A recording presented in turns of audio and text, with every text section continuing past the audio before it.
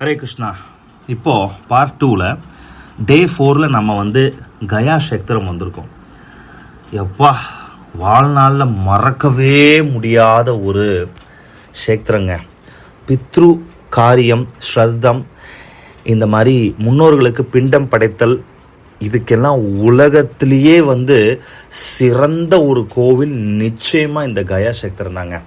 கயாசுரனை வதம் செஞ்சு பகவான் நாராயணருடைய நிஜ திருவடி, ஒற்றை திருவடி, ஏகபாத கோவில், விஷ்ணுபாத கோவில். இந்த ஸ்தலம் நீங்கள் பீகாரில் பாட்னாவில், பீகார் தலைநகரம் பாட்னா, அந்த பாட்னாலேருந்து 100 கிலோமீட்டர் தொலைவில் இந்த கோவில், பிரம்மாண்ட கோவில் அமைஞ்சிருக்கு. புத்தருக்கு ஞானமே இங்கே தான் கிடச்சிருக்கு.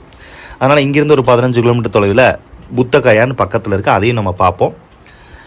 இந்த கோவில் இதுதாங்க நமக்கு ரொம்ப முக்கியம். இந்த யாத்திராவில் எவ்வளவோ இடத்துக்கு போனால் கூட இந்த கோவில் மறக்கவே முடியலைங்க. அவ்வளவு திருப்திகரமாக இந்த முன்னோர்களுக்கு தர்ப்பணம் கொடுக்குற இந்த விஷயத்தை பெண்களும் பண்ணலான்னு சொல்லி பிரமாதமாக அதை பண்ணாங்க. ரொம்ப எக்ஸ்ட்ராடினரிங்க, வார்த்தைகளால் சொல்ல முடியல. ரொம்ப பெரிய பாக்கியம். முன்னோர்கள், குலதெய்வம், தேவர்கள், ரிஷிகள், பஞ்சபூதங்கள், நவகிரகங்கள், ஜட உலகத்தில் என்னென்ன விஷயங்கள்லாம் இருக்கோ அது எல்லாத்தையும் திருப்தி பண்ணக்கூடிய ஒரு இடமா, ஒரு ஸ்தலமாக இந்த இடம் இருக்குது. ஒவ்வொரு கோவிலுக்கும் ஒவ்வொரு சிறப்பு இருக்குங்க. காசியில் நமக்கு கங்கா ஆரத்தி, சித்திரக்கூட்டில் நம்ம அந்த இது பார்த்தோம், குப்த கோதாவரி பார்த்தோம். அயோத்தியாவில் பிரம்மாண்டமான ராமருடைய ஜென்மஸ்தான் பார்த்தோம். அந்த மாதிரி இந்த யாத்திராவில் இந்த கயா க்ஷேத்திரம் உண்மையிலே சான்ஸே இல்லைங்க. I never forget. லைஃப்பில் பார்த்த மிகச்சிறந்த ஒரு இடத்துல கயா என்றைக்குமே ஒரு இடம். ஆனால் இந்த ஊரில் தயவு செஞ்சு எதையுமே வெளியில் சாப்பிட்றாதீங்க. ஏன்னா கொஞ்சம் கூட சுகாதாரமாகவே இல்லை, அதையும் நான் சொல்லிடுறேன். இது ரொம்ப வருத்தமான ஒரு செய்தி. ஆனால் இது பீகார், ரொம்ப நீங்கள் கேர்ஃபுல்லாக போகணும். அதே மாதிரி தான் mobile phones are not allowed. எதுவுமே நீங்கள் யூஸ் பண்ண முடியாது. கேர்ஃபுல்லாக நீங்கள் வச்சுக்கணும். ரொம்ப கவனமாக நம்ம பணங்கள், நம்மளுடைய இந்த மாதிரி யாத்திரையெல்லாம் நீங்கள் வடநாட்டுக்கெலாம் போகும்போது தயவு செஞ்சு பெண்கள் நகைகளை 100% தவிர்த்துருங்க. செல்ஃபோன் கண்டிப்பாக வேணும்னா மட்டும் எடுத்துகிட்டு வாங்க. இப்போ ஒரு வீட்டில் 2 பேர் இருக்கீங்கன்னா ஒருத்தர் இருந்தால் கூட போதும். ஒரு வேளை அது கூட உங்களுக்கு நான் சஜஷன். ஏன்னா அது வேறு ஒரு தொல்லை, உங்களுக்கு பாதுகாத்துக்கிட்டு இருக்கணும். கூடவே இருக்க போகிறோம். அதனால் உங்கள் சஜஷன் தான் இது. தேவையில்லாத பொருட்களை தூக்கிட்டு போகாதீங்க. ஏன்னா தூக்கிட்டு நம்ம அலையணும். ஏன்னா இந்த மாதிரி பெரிய ஸ்தலங்களுக்கெல்லாம் போகும்போது ரொம்ப சிம்பிளாக தான் நம்ம போகணும். ரொம்ப ரொம்ப அப்படியே மனசுக்குள்ள, இதயத்துக்குள்ள ஒரு மிகப்பெரிய தாக்கத்தையே ஏற்படுத்திருச்சு இந்த கயா க்ஷேத்திரம். அவ்வளோ சூப்பராக இருந்ததுங்க. உள்ள நிஜ திருவடியுடைய தரிசனம். இதில் என்ன ஒரு சிறப்புனா, கோவிலுக்கு வெளியிலே பகவானுடைய திருவடியை தொட்டு, அந்த கல்லை தொட்டு அதில் அச்சு உழுகும். அந்த அச்சில் துணியில் பெருமாளுடைய திருவடியை வரைஞ்சி கொடுக்குறாங்க. 150 rupees சார்ஜஸ்.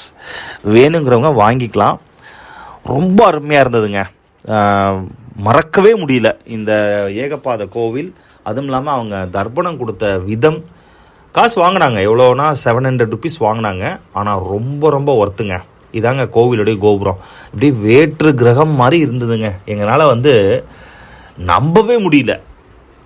என்னடா அது, இப்படி ஒரு கோவில் இருக்கா அப்படின்னு சொல்லிட்டு, நமக்கு எப்படி ஜெகநாத் பூரி, ஒடிஷா பூரி ஜெகநாதர் பார்த்தா எப்படி ஒரு ஆனந்தம் பெருகுமோ அந்த மாதிரி. ஆனால் அவ்வளோ பெரிய கோவில் கிடையாது, ஓரளவுக்கு பெரிய கோவில். ஆனால் செம ஒர்த்தான இடங்க. லைஃப் டைமில் பெரிய ஒரு இடம். பால்குண நதி, சராயு மாதிரி, கங்கை மாதிரி, யமுனை மாதிரி, பால்குண அப்படிங்கிற பால்கு நதின்னு சொல்கிறாங்க, பால்குண நதின்னு சொல்கிறாங்க. இதோ தர்ப்பணம் கொடுத்து எல்லாம் முடிக்கிறாங்க.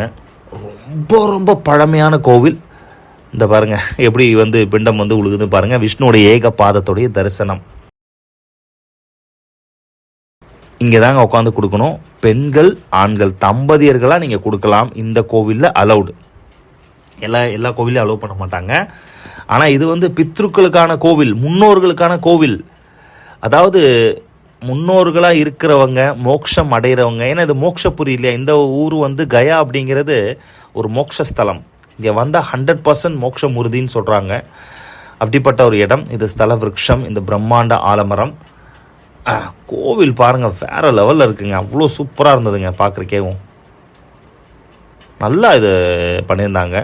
இதோ கயாசுரவதம், பகவானுடைய திருவடி பட்ட இடம்.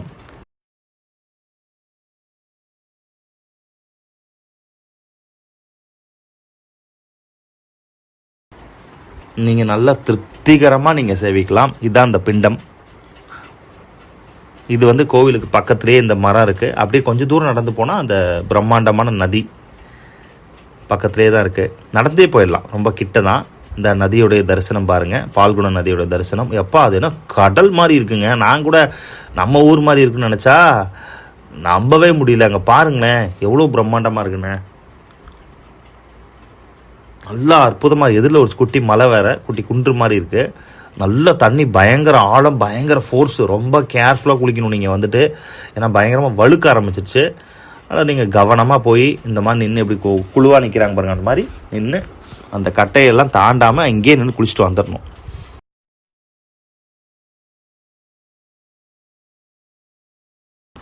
எப்பயுமே இந்த மாதிரி கையில் ஜப பை, சாண்டிங் பண்ணுற இந்த பை வந்து கையில் வச்சுக்கிட்டு எப்பயுமே ஜபம் பண்ணிக்கிட்டே இருங்க. சும்மா இருக்கிற நேரம் எதுவுமே நம்ம ஃப்ரீயாக இருக்கக்கூடாது. இதெல்லாம் அங்கே தர்ப்பணம் கொடுத்துட்ருக்காங்க. பால்குண நதி தரிசனம்.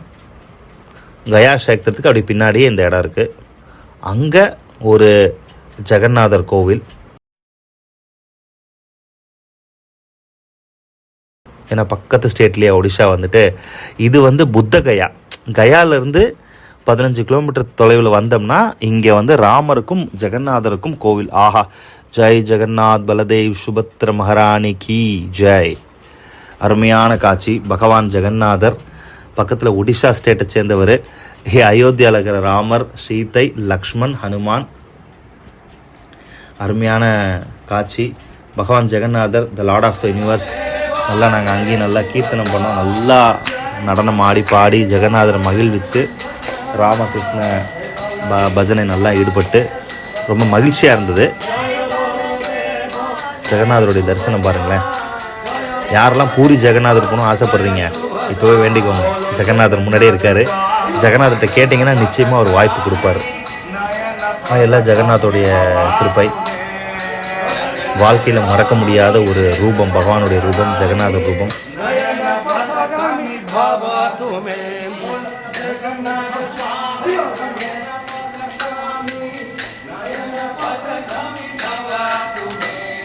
நல்லா எங்களுக்கு ஒத்துழைப்பு கொடுத்தாங்க.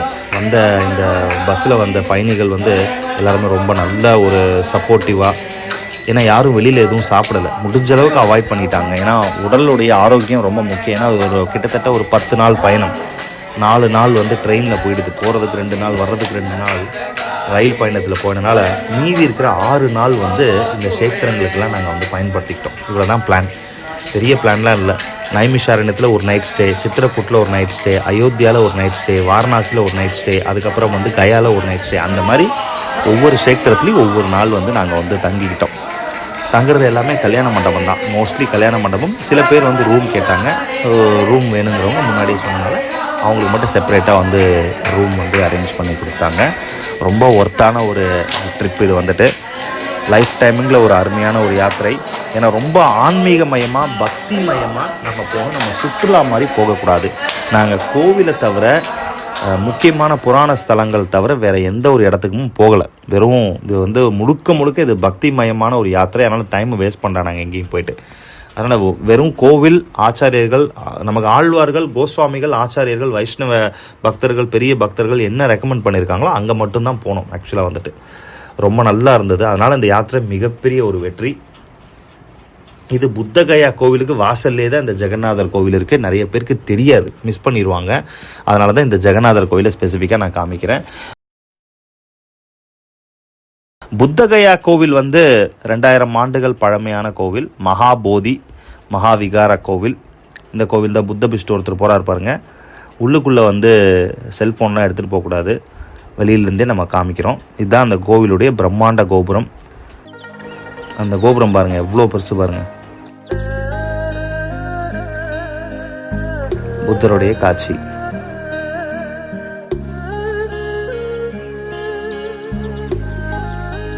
இவரை கூட 2000 ஆண்டுகள் பழமையானவர்னு சொல்கிறாங்க. இந்த மூலவமூர்த்தி, அதுக்கு மூலவமூர்த்திக்கு ரெடி பண்ணுறாங்க. ஆனால் கண்ணாடியெல்லாம் போட்டு மண் பண்ணியிருந்தாங்க. புத்த பிஷ்டுகளாக நிற்கிறாங்க.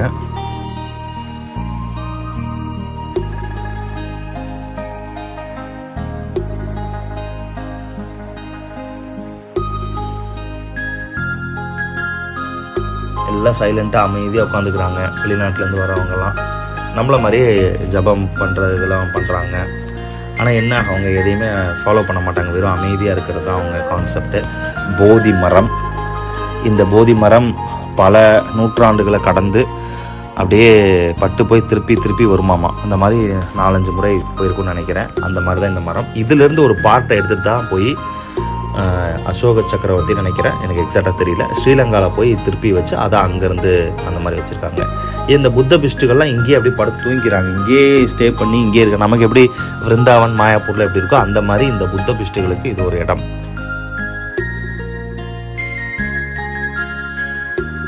என்னதான் புத்தர் உருவ வழிபாடை ஏற்றுக்கலைன்னா கூட இப்போ இருக்கக்கூடிய இவங்க எல்லாருமே இந்த உருவ வழிபாட்டை தான் பண்ணுறாங்க. உருவ வழிபாடு அப்படிங்கிறது நம்மளுடைய இந்து மதத்தோடது. இதை அந்த புத்தர் கோவிலில் இதில் இருக்கிறவங்க ஜப்பான்காரங்களோட கோவில். இது கர்மா கோவில்னு பேர். அந்த ஊர்லேயே பாருங்கள், சைனா, கொரியா, ஜப்பான் தனித்தனி பிரிவுகள் இருக்குது. இது ஜப்பான்காரங்களோடது. அப்படியே ஏதோ தாய்லாந்துக்கு, சைனாக்கு, சிங்கப்பூர் போன மாதிரி இருக்குது இந்த இடத்தெல்லாம் பார்க்கும்போது. பிரம்மாண்டமான புத்தருங்க, 64 அடி உயரம் கிட்டத்தட்ட. பெரிய புத்தருடைய சிலை இது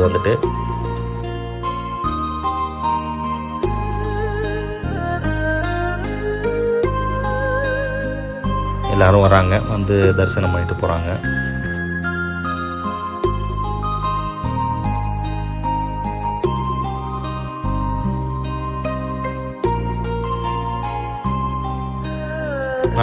நாங்களும் அப்படியே இங்கே நின்று படம் எடுத்துக்கிட்டோம்.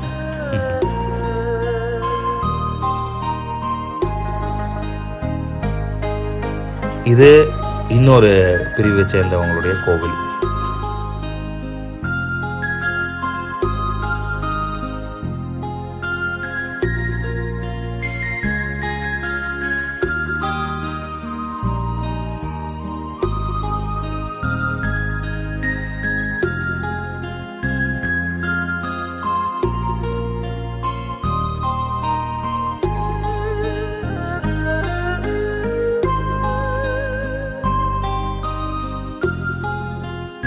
எல்லாரும் ஒரு செல்ஃபி பாயிண்ட் மாதிரி தான் இதை யூஸ் பண்ணிக்கிறாங்க. இந்த இடத்த அவங்களும் அலோவ் பண்ணுறாங்க.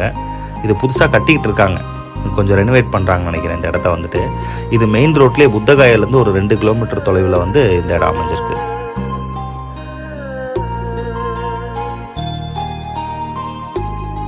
வெற்றிகரமாக புத்தகயா தரிசனம் நல்லபடியாக இனிதே முடிஞ்சது.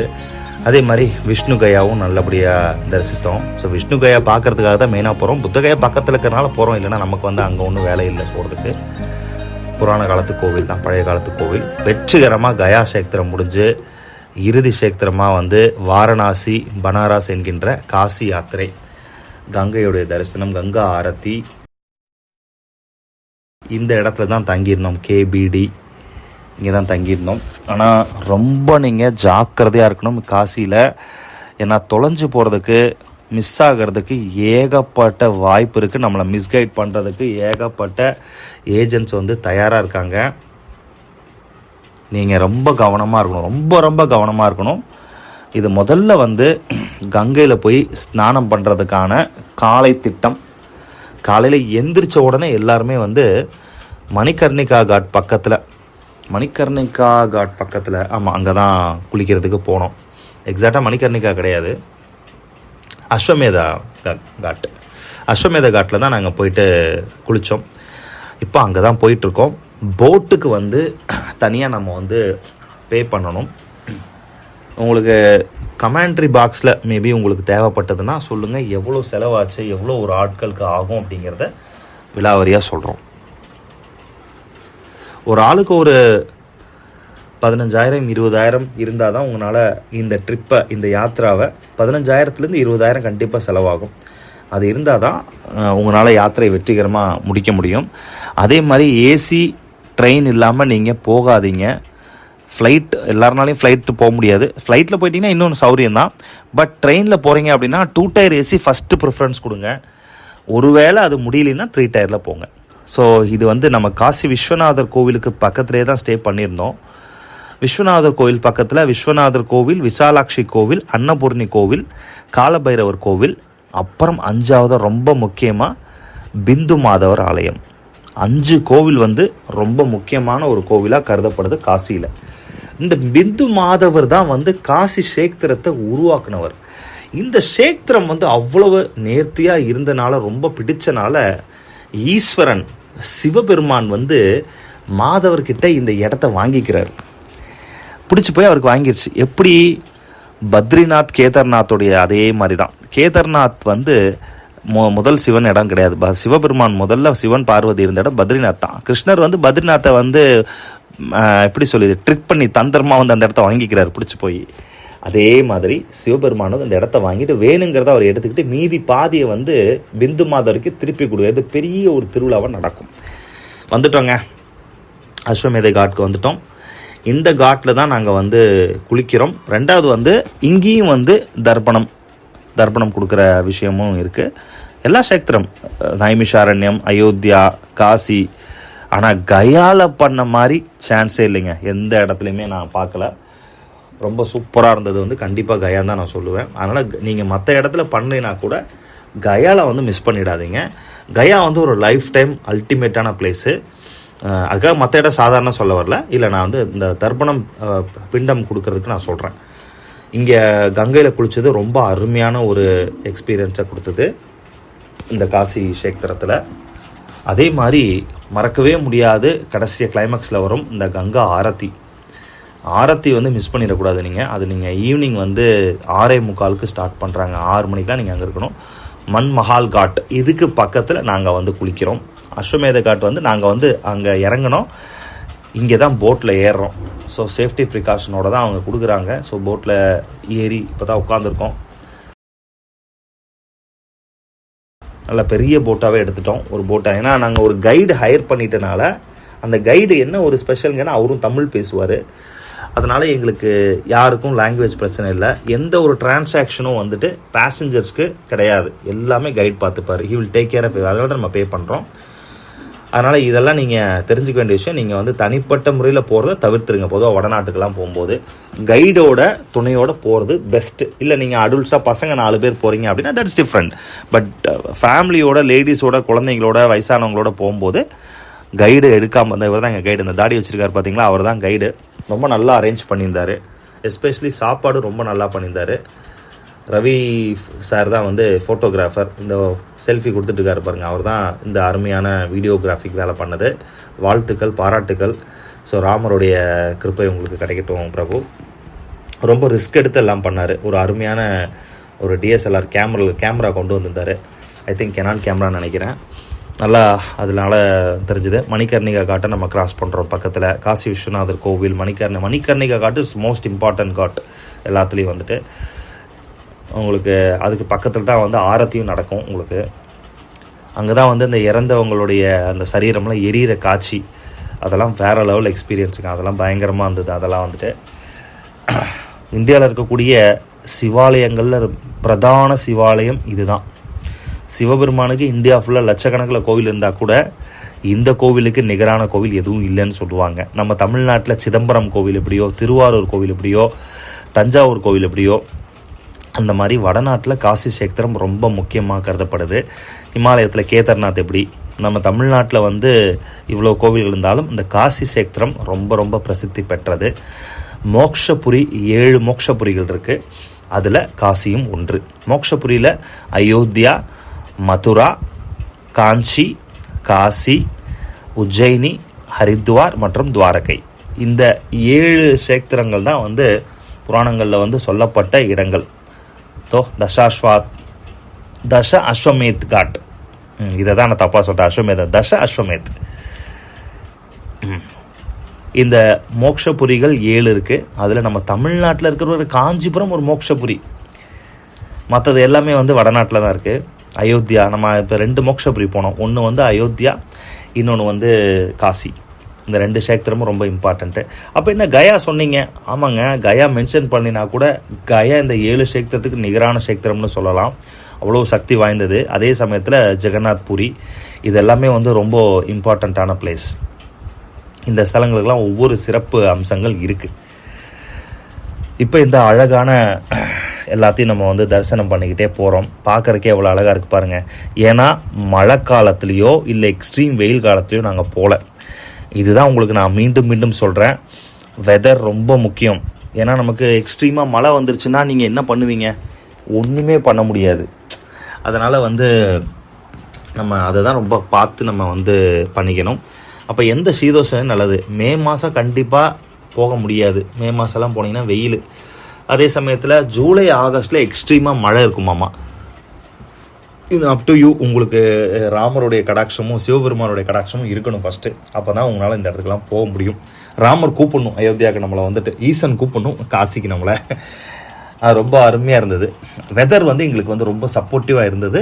ஏன் இதை நான் மீண்டும் மீண்டும் உங்களுக்கு சொல்கிறேன்னா, நம்ம மறந்தாப்பில் டிக்கெட் புக் பண்ணிவிடுவோம். இல்லைனா டூர் ஆர்கனைஸ் பண்ணுறவங்களுக்கு நல்லா தெரியும்.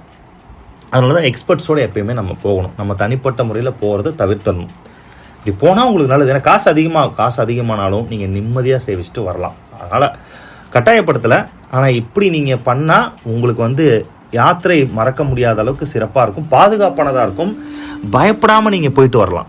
இல்லைன்னா நம்ம பயந்து போகணும், எங்கே தங்குவோம், நம்பகத்தகுந்த ஒரு இடம் எதுன்னு நமக்கு தெரியாது இல்லைங்களா? அதனால தான் உங்களுக்கு நாங்கள் வந்து இதை வந்து உங்களுக்கு சஜஸ்ட் பண்ணுறேன், உங்களுக்கு நான் பரிந்துரைக்கிறேன். அவ்வளோதான். இப்படி தான் பண்ணணும்னு நான் கட்டாயப்படுத்தலை, பரிந்துரைக்கிறேன். I am just suggesting you. ரொம்ப சூப்பராக இருக்குது பாருங்கள் இந்த இடம் வந்துட்டு. ஆனால் கங்கை நல்லா சூப்பராக ரெடி பண்ணிட்டாங்க. இவ்வளோ பிணங்கள், இவ்வளோ பேர் எரியுது, இந்த இடம்லாம் இருக்குது. ஆனால் எந்த ஒரு வாசனையுமே இல்லைங்க. அதே சமயத்தில் காக்கையவே பார்க்க முடியல காசியில் எங்கேயுமே வந்துட்டு. இது ஒரு சிறப்பான ஒரு விஷயம், அதுவும் சொன்னாங்க.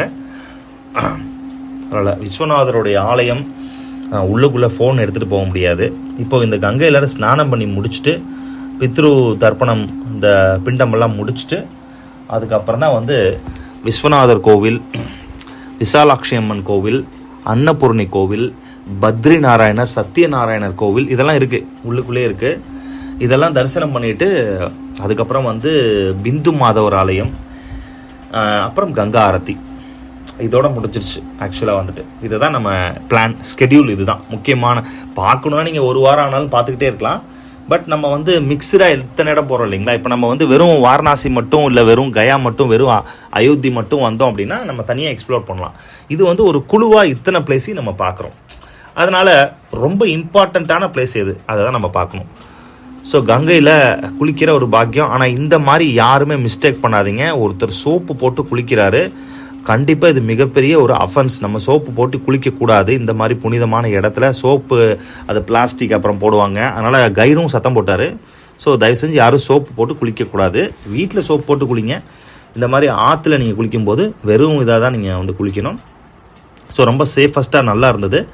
கயிறு இதெல்லாம் கட்டியிருந்தாங்க. நம்ம வந்து பிரச்சனை இல்லாமல் நல்லபடியாக குளிச்சாச்சு, ஸ்நானம் பண்ணியாச்சு.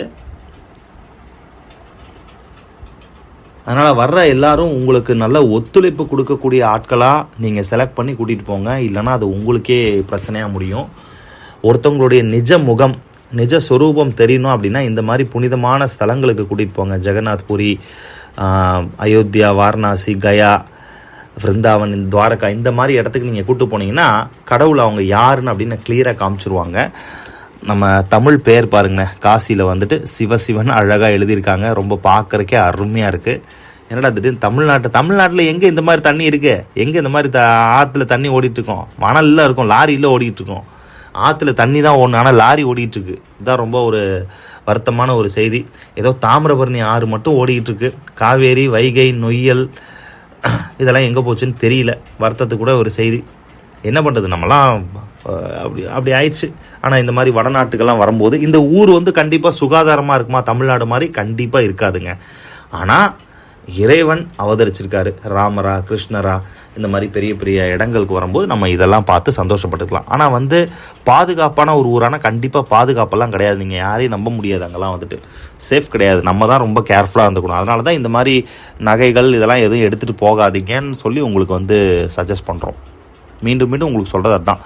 ரொம்ப வெயிட் அதிகமாக இருக்கிற பொருட்களை தவிர்த்துட்டு ரொம்ப லெஸ் வெயிட்டாக இருக்கிறவங்க, நான்லாம் வந்து ஷோல்டர் பேக் தான் கொண்டு போனேன் 10 நாளைக்கும். 3 பேருக்கு 3 பேக். எனக்கு, என் ஒய்ஃப்க்கு, என் பையனுக்கு 3 பேர் தனித்தனியாக ஒரு பேக். முடிஞ்சு போச்சு. சிம்பிளாக அதோட முடிஞ்சு. ஏன்னா அவங்க தூக்கிட்டு நம்ம தான் அலையணும். அதனால் நிறைய கோவிலில் போனால் நிறைய ஃபோட்டோக்களை வாங்கிட்டு வந்து வீட்டில் அடுக்காதீங்க, மெயின்டைன் பண்ண முடியாது. 4 ஃபோட்டோ வச்சு நல்லா கும்பிடுங்க. 50 ஃபோட்டோ 60 ஃபோட்டோ சில பேர் வீட்டில் வச்சுருப்பாங்க, ஆனால் மெயின்டைன் பண்ண முடியாது. அதனால் உங்களுக்கு தான் கஷ்டம். அப்பப்போ அதை டிஸ்போஸ் பண்ணுற மாதிரி பிரசாதமோ இல்லை தீர்த்தம் வந்து முக்கியமாக கலெக்ட் பண்ணோம். அதாவது அயோத்தியில், நைமிஷாரண்யில், சித்திரக்கூட்டில், திரிவேணியில், காசியில், கயாவில் எல்லா இடத்துலையுமே நம்ம வந்து முக்கியமாக வந்து தீர்த்தம் வந்து கலெக்ட் பண்ணி அதை வந்து எல்லாருக்கும் நீங்கள் பிரசாதமாக கொடுக்கலாம். அதே மாதிரி கையில் கட்டுற கயிறு, சக்கரை மிட்டாய், அப்புறம் அயோத்தியாவில் பிரசாதம், இது காசியில், கயாவில் ஒவ்வொரு இடத்துலையும் ஒவ்வொரு சிறப்பான பிரசாதம் இருக்கும். அதெல்லாம் வாங்கிட்டு போய் பிரசாதம் வந்து எல்லாருக்கும் நீங்கள் கொடுக்கலாம். ஃபோட்டோக்களை தயவு செஞ்சு வாங்குறத குறைச்சிருங்க. ஃபோட்டோக்கள் அதிகமாக பரிந்துரைக்காதீங்க யாருக்கு. கங்கையுடைய அழகை நம்ம நல்லா தரிசனம் பண்ணால் வேணுங்கிற அளவுக்கு நல்ல கங்கா மாதா நமக்கு அற்புதமாக தரிசனம் கொடுத்தாங்க. தண்ணியும் நல்லா இருந்ததுங்க நல்லா. ஏன்னா மழை காலம் முடிஞ்சிருச்சு இல்லைங்களா. வெயில் அடுத்த வருஷம் சம்மரில் உங்களுக்கு குறையும், ஆனால் சூப்பராக இருந்தது பார்க்குறதுக்கேவும். அதை தான் பார்த்துட்ருக்கோம். போட்டு எவ்வளோ போட்டுப்பா. அதே மாதிரி சாயந்தரம் நேரம் வந்து விளக்கேற்றுற அந்த செரிமனி ரொம்ப சூப்பராக வந்து பண்ணுறாங்க. ஒரு மூங்கில் குழலில் அழகாக வச்சு அதை மேலே கொண்டு போய் ஏற்றுறாங்க. அது கலங்கரை விளக்கம் பண்ணுற மாதிரி. அது கார்த்திகை மாதம் ஸ்பெஷல்னு கேள்விப்பட்டேன். ரொம்ப அருமையாக இருந்தது அது பார்க்குறதுக்கே வந்துட்டு.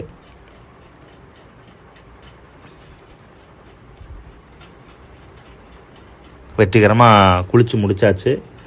எல்லோரும் இந்த கங்கையுடைய அழகை பார்த்துட்டே போய்கிட்டே இருக்கிறோம்.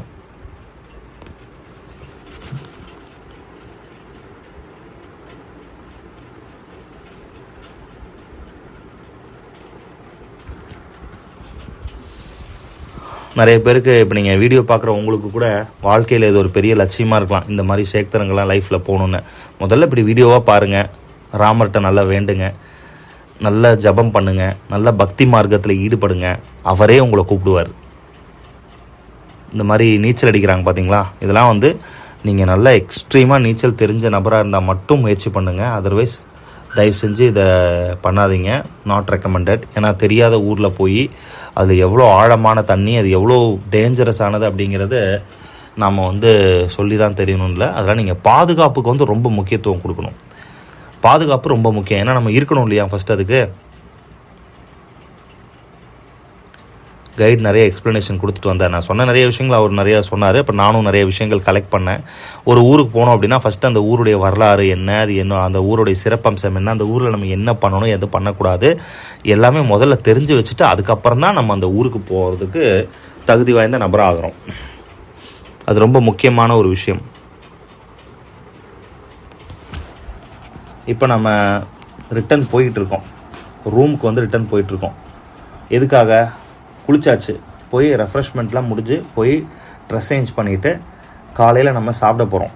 சாப்பிட்டு அதுக்கப்புறம் அந்த நான் சொன்ன ஸ்தலங்கள் எல்லாமே முக்கியமான கோவில்லாம் பார்த்துட்டு ஈவினிங் கங்கா ஆரத்தி அட்டன் பண்ணிட்டு அப்படியே நைட்டு ட்ரெயின் ஏற வேண்டியதுதான். திக்பதியா காட் பஞ்ச பாண்டவர் படித்துறை பங்கால்காரங்க கட்டி கொடுத்தது. இது ஒரு அநாத ஆசிரம்.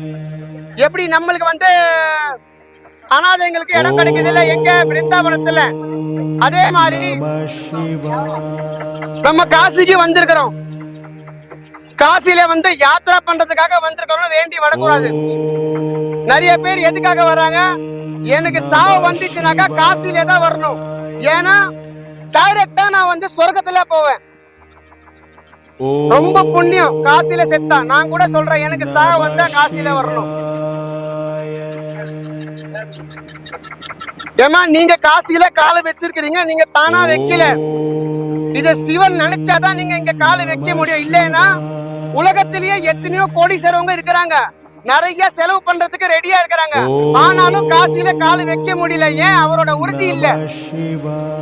நீங்க போன ஜென்மத்துல பண்ணிய புண்ணியம் இல்ல, இது நீங்க இந்த ஜென்மத்திலே பண்ணதான் இப்ப அனுப்பிக்கிறீங்க. 52 சக்தி பீடத்துல இருந்து ஒண்ணு மாரியம்மன் கோயில். இப்ப இந்த தண்ணி அதிகமா தெரியுதுல உங்களுக்கு. ஆடி மாசத்துல கங்கை தானா வந்து அம்மனா கிச்சனா பாய், கங்கை தானா வந்து அம்மன் அபிஷேகம் பண்ணி தானா கீழே இறங்குது. மாரியம்மன் டெம்பிள் கை கும்பிடுங்க. அடுத்தது பாருங்க, அந்த ஆரஞ்சு கலர் கொடி எல்லாம் தெரியுதுல்ல, தசாஸ்வமேத் படித்துறை ராமரோடைய அப்பா தசாஸ்வமேர். தசரத் மகாராஜ் அவர் கட்டி கொடுத்தது. சாயங்காலம் விளக்கு பூஜை இந்த படித்துறையில தான் முக்கியமா நடக்குது. காசியில பாத்தீங்கன்னாக்கா 3 ஐதீகம் சொல்லுவாங்க. மாடு முட்டாது, நாய் கடிக்காது, பள்ளி கட்டாதுன்னு. அது உண்மை. ஆனா அதுக்காக நீங்க முட்டி பார்க்காதீங்க, முட்டிடும். அது அந்த காலத்துல சொல்றாங்க. இந்த படித்துறையில தான் சாயங்காலம் கங்கா ஆரத்தி நடக்குது. தசாஸ்வமேர் படித்துறை. நீங்க நம்ம ரூம்ல இருந்து லெஃப்ட் ரைட் திரும்பணும்ல, அந்த ரைட் திரும்பி நம்ம இந்த பக்கம் மாத்திட்டோம் ரூட். ஆனா நீங்க மாத்த வேணாம், ரைட் திரும்பி ஒரே ரூட்டா ஸ்ட்ரைட்டா வந்தீங்கன்னாக்கா தசாஸ்வமேர் படித்துறை வந்துருவீங்க. அந்த கோபுரம் தெரியுதாங்க, அதுவும் 52 சக்தி பீடத்துல இருந்து ஒண்ணு காசி விசாலாட்சி அம்மன் கோயில். அந்த எல்லோ கலர் கோபுரம் பாருங்க, எல்லோ கலர் பில்டிங் பாருங்க. இந்த மாதிரி சிங்கம் எந்த பில்டிங்லயும் இருக்காது. காசியோட ராஜா அவர் கட்டி கொடுத்தது. புலி தெரியுதாமா? இந்த படித்துறையை பாருங்க. இதுதான் காசி விஸ்வநாதரோட புது கேட்டு. மோடி இப்போ கட்டி கொடுத்திருக்கிறாருல, இதான் மெயின் என்ட்ரன்ஸ். இப்ப ஆக போகுது, இன்னும் ஸ்டார்ட் ஆகல. இன்னும் ஒரு வருஷத்துல இந்த கேட்டு ஆரம்பிச்சிருவாங்க. அது எப்படி பிளான் போட்டதுனாக்க, சிவன் லிங்கத்துல இருந்து டைரக்டா கங்கைய தெரிய மாதிரி அப்படின்ட்டு பிளான் போட்டாரு. அவர் சக்சஸ் பண்ணிட்டாரு. அந்த கேட் தான் இது, காசி விஸ்வநாதர். இந்த இடம் ஃபுல்லா அது பாருங்க, விறகா வச்சிருக்காங்க பாத்தீங்களா? இதுதான் மணிகர்ணிகா காட்டு. 500 ஆண்டுகளுக்கு முன்னால சைத்தன்ய மகாபிரபு இங்கே வந்துதான் நடனம் ஆடினாரு. இங்கே வந்துதான் ஹரே கிருஷ்ண மகாமதத்தை எல்லாருக்கும் சொல்லி கொடுத்துருக்காரு. சைத்தன்ய மகாபிரபு இப்பவும் இந்த இடத்துல எங்கேயோ ஒரு இடத்துல சைத்தன்ய மகாபிரபு தங்கின வீடு, சைத்தன்ய மகாபிரபு பயன்படுத்தின சில பொருட்கள்லாம் கூட இருக்கு. ஆனால் அது டைம் இல்லாதனால கண்டுபிடிக்க முடியல. நீங்கள் ஒருவேளை வாரணாசி போனீங்க, நீங்கள் சைத்தன்ய மகாபிரபு விரும்புவீங்க அப்படின்னா மறக்காமல் அவரையும் அந்த இடத்தையும் சேவிச்சுவாங்க. ஒன் ஆஃப் த கோஸ்வாமி, 6 கோஸ்வாமியில் ரகுநாத பட்ட கோஸ்வாமி அவங்க வாழ்ந்த ஊர் தான் இது. அவங்க வந்து நவதீப் தாமை காலி பண்ணி தபாங் மிஸ்ரா அவங்க அப்பா பேர், அவங்க ஃபேமிலியோடு இங்கே வந்து தான் ஸ்டே பண்ணியிருந்தாங்க. அப்போ தான் சைத்தன்ய மகாபிரபு பிருந்தாவன் போயிட்டு வரும்போது வாரணாசியில் வந்து ஸ்டே பண்ணாராம்.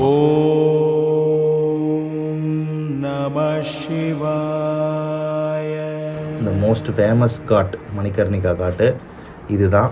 இதுக்கு பக்கத்தில் தான் கங்கா ஆரத்தியும் பிரம்மாண்டம். கங்கா ஆரத்தி 4-5 இடத்துல நடக்குது, ஆனால் பெரிய ஆரத்தி இங்கே தான் நடக்கும்.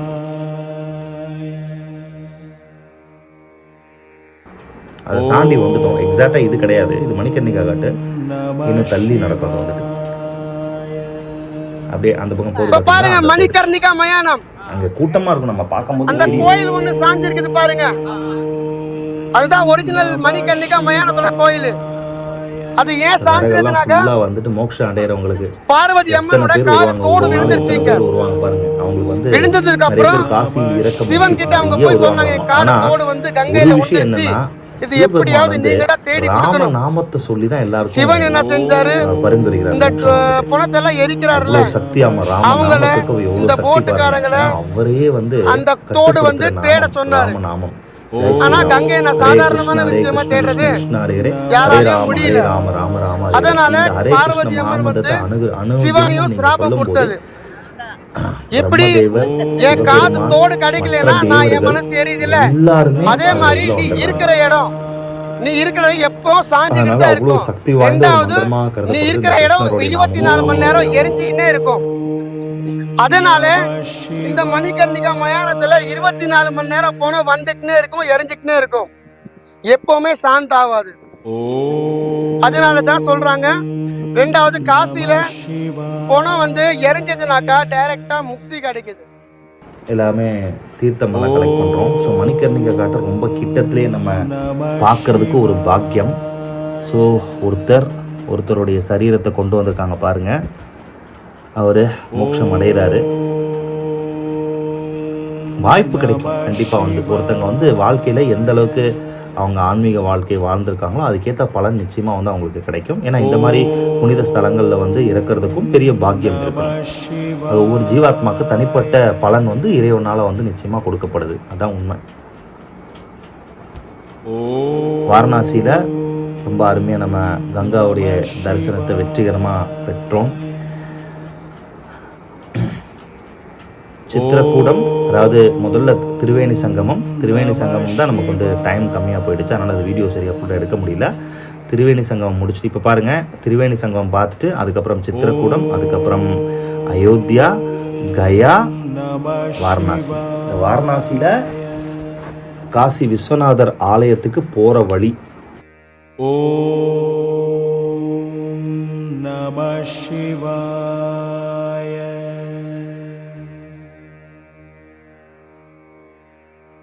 ஓம் நம சிவாய.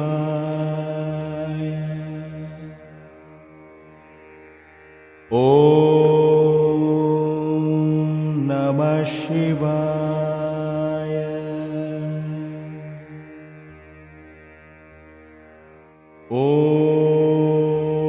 ஸோ இதெல்லாம் கோவில் பக்கத்தில் இருக்கிற கடைகள். கோவிலை வந்து பிரம்மாண்டமான முறையில் நல்லா சூப்பராக பண்ணிட்டாங்க. நல்லா வந்து தூய்மையாக்கிட்டாங்க இடத்த. வந்து லைனில் நின்று நீங்கள் அழகாக வந்து போய் சிவபெருமான விஸ்வநாதரை சேவிக்கலாம். 4 என்ட்ரன்ஸுங்க, 4மே நல்லா பிரம்மாண்டமான என்ட்ரன்ஸு. இதெல்லாம் கியூ. உங்களுக்கு தயவு செஞ்சு சீசன் டைமில் மட்டும் போகாதீங்க. பாருங்களேன், இதுதான் விஸ்வநாதருடைய விமானம். இந்தியாவில் இருக்கக்கூடிய முக்கியமான சிவாலயங்களில் இதுவே முதன்மையானது. ஆரத்தி, கங்கா ஆரத்தி நடக்குது. ஆனால் நீங்களும் இந்த வீடியோ பார்க்குற எல்லாருக்கும் ராமருடைய, சிவபெருமானுடைய, கயாவில் இருக்கக்கூடிய ஏகபாத மூர்த்தியுடைய ஆசி நிச்சயமாக கிடச்சி வெற்றிகரமாக நீங்களும் இந்த மாதிரி சேத்திரங்கள் வரணும் அப்படிங்கிறது தான் இந்த நீண்ட பதிவுடைய எளிமையான விளக்கம். ஆரத்தி அருமையாக காமிக்கிறாங்க பாருங்க. இவங்க தான் அந்த ஆரத்தி காட்டுறவங்க.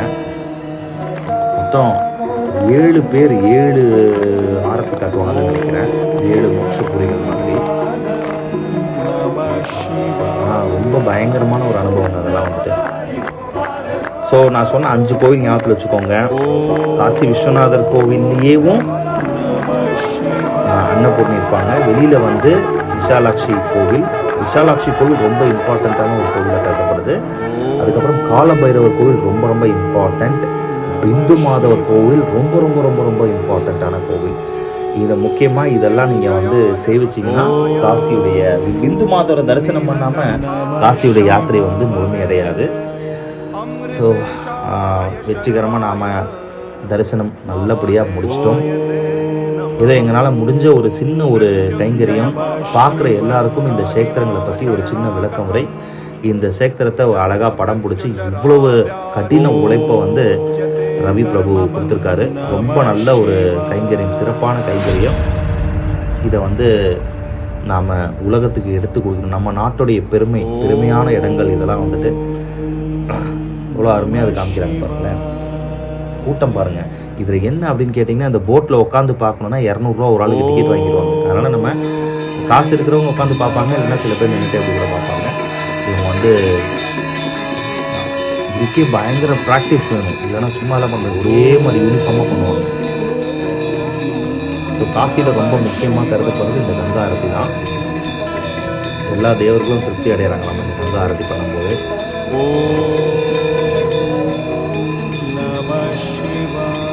ஆரத்தி வெற்றிகரமாக முடிஞ்சது. மீண்டும் நாம் வந்து தமிழ்நாட்டை நோக்கி பயணிக்கணும். அடுத்தது ட்ரெயினை பிடிச்சி கிளம்ப வச்சுட்டான். என்னங்க எப்படி இருந்துச்சு இந்த வடநாட்டு யாத்திரைகள்? நீங்கள் விரும்பியிருப்பீங்கன்னு நினைக்கிறேன். சித்திரக்கூடம் நிறைய பேருக்கு தெரியாது. கிருஷ்ணருக்கு மதுராவில் பிறந்து விருந்தாவனத்தில் 11 வருஷம் இருந்தார். அதே மாதிரி ராமர் அயோத்தியாவில் அவதரித்து வனவாசத்தில் சித்திரக்கூடத்தில் 11.5 வருஷம் வாழ்ந்தார். ஆனால் சித்திரக்கூடம் ரொம்ப முக்கியமான ஒரு இடம், மிஸ் பண்ணாமல் நீங்கள் பார்க்கணும். அதே மாதிரி இந்த காசி வாரணாசி ரொம்ப ரொம்ப முக்கியமான ஒரு இடம் பாரத நாட்டில். கயா வாழ்க்கையில் மறக்க முடியாத அற்புதமான ஸ்தலம்.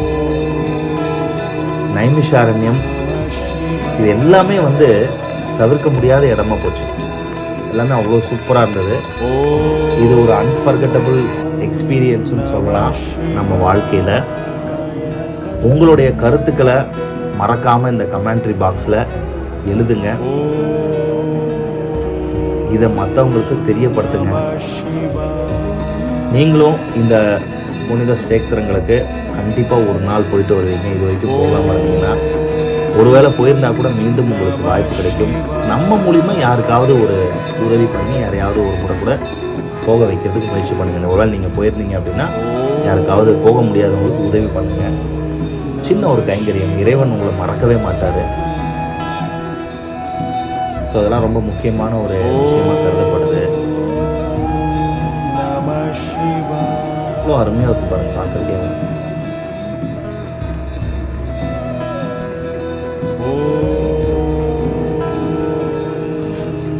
சிவாய நமக. காசியில் ரொம்ப பிரமாதமாக இது வந்து பண்ணியிருந்தாங்க. ரொம்ப திருப்திகரமாக இருக்குது பார்க்குறதுக்கே.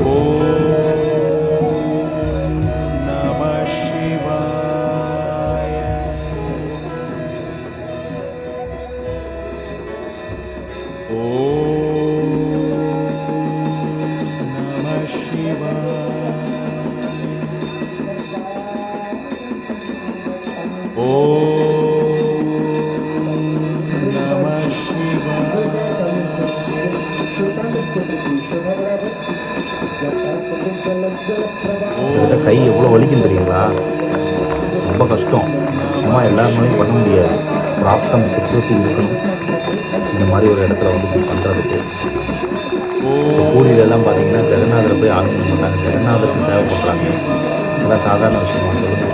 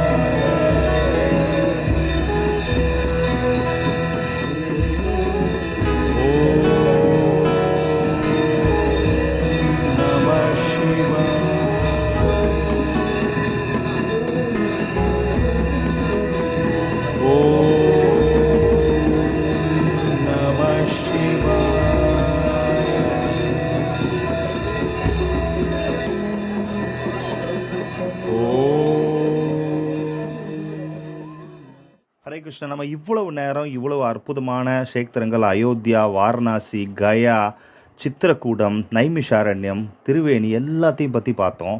இறுதியாக இந்த பதிவை முடிக்கிறதுக்கு முன்னாடி காசியிலிருந்து நம்ம ஊருக்கு பெறப்படுறோம்.